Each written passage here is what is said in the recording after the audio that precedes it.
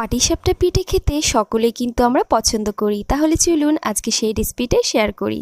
তো সবার প্রথম কিছুটা দুধ গরম করে নিয়ে তার ভেতরে কিন্তু নারকেল দিয়ে দিয়েছি, আর তারপর তার ভেতরে দিয়ে দিয়েছি কিছুটা সুজি।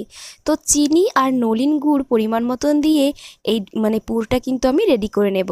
তো আপনারা চাইলে কিন্তু ক্ষীরের পুর অথবা ছানার পুর দিতে পারেন। এখানে আমি দিচ্ছি নারকেলের পুর, তা সেটা আমি এইভাবেই রেডি করে নিয়েছি। তো পুরটা ততক্ষণে ঠান্ডা হচ্ছে, আমি ব্যাটারটা রেডি করে নেব।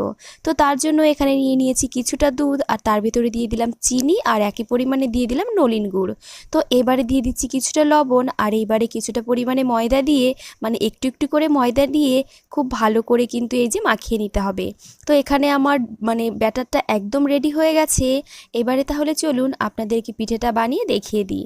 তো সবার প্রথম এই যে কড়াইতে কিছুটা তেল ব্রাশ করে নিচ্ছি, আর এইবারে কিছুটা করে ব্যাটার কিন্তু দিয়ে দিচ্ছি।